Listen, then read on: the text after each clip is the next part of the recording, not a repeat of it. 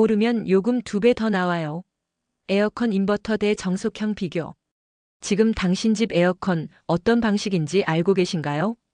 에어컨 켤 때마다 전기요금 걱정되시죠? 그 이유. 사실 아주 기본적인 차이 때문입니다.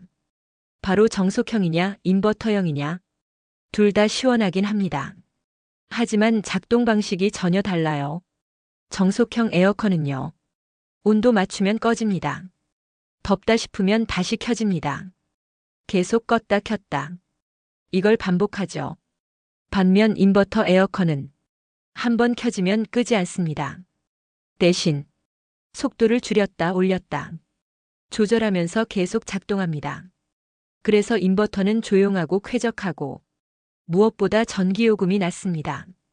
정속형은 매번 다시 켤 때 전기를 확 먹어요. 인버터는 일정하게 돌기 때문에 전체 전기 사용량이 줄어듭니다.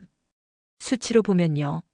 같은 공간을 8시간 냉방했을 때 정속형은 약 5kW, 인버터는 약 3kW, 약 30에서 40% 차이 납니다.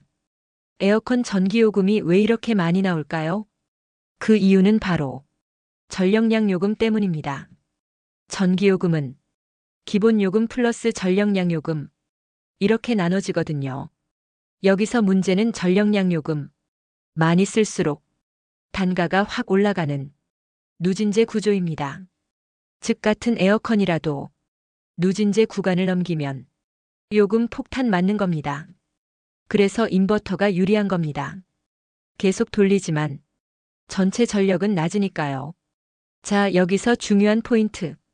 인버터 에어컨은 켜놓는 게 더 절약될 수도 있습니다. 이 말이 좀 이상하죠? 하지만 사실입니다. 에어컨은 처음 켤 때 전력 소모가 제일 커요. 실외기 돌리고 컴프레서 전력 확 끌어올리고 냉매 압축하면서 전기 팍팍 먹습니다. 그런데 인버터는 한번 돌고 나면 온도가 떨어졌을 때 출력을 낮춰서 유지만 해요. 그래서 껐다 켜는 것보다 계속 작동시키는 게 오히려 효율적일 수 있습니다. 많은 분들이 30분 켜고 10분 끄고 이런 식으로 쓰시는데요. 그게 전기요금을 더 올릴 수도 있어요. 특히 여름철처럼 습도 높은 날엔 에어컨 껐다가 켜면 습기까지 다시 제거해야 하니까 더 많은 에너지가 필요하죠. 그럼 이렇게 생각하실 수도 있어요. 그럼 전부 인버터 쓰면 되지 않나요? 그럴 수도 있죠. 하지만 현실은 다릅니다. 첫째, 가격. 인버터형은 기본 모델보다 보통 10에서 30만 원 이상 비쌉니다. 둘째, 유지보수. 인버터 방식은 회로가 복잡해요. 고장 났을 때 수리비가 더 많이 듭니다. 셋째, 사용 패턴. 만약 하루 12시간만 쓴다면 그땐 정속형이 더 경제적입니다. 굳이 비싼 인버터를 쓸 필요가 없죠. 반대로 하루 4시간 이상 장기간 사용한다면 인버터가 무조건 이득입니다. 1, 2년 내 전기요금 차이로 기기값 뽑을 수 있어요. 그러니까 구입 전 내 사용 패턴을 꼭 확인해야 합니다. 그리고 요즘은 중소 브랜드도 인버터 제품 잘 나옵니다. 국산 대기업뿐 아니라 가성비 좋은 브랜드도 많아요. 삼성, LG 외에 캐리어, 위니아, 신일 등도 인버터 제품 다양하게 출시하고 있습니다. 에너지 소비 효율 등급도 확인해 보세요. 1등급과 4등급은 연간 전기요금이 수십만 원 차이 납니다. 벽걸이형 대 스탠드형. 이 차이도 궁금하시죠? 벽걸이는 보통 작은 방, 개인 방에 적합합니다. 스탠드는 거실처럼 넓은 공간에 사용하죠. 당연히 스탠드형이 전기 더 먹습니다. 하지만 인버터 기능이 있다면 전기요금 크게 걱정 안 하셔도 됩니다. 그리고 에어컨도 필터 청소가 정말 중요합니다. 필터에 먼지 끼면 냉방 효율이 떨어지고 전기요금은 더 올라갑니다. 2주에 한 번, 최소 한 달에 한 번.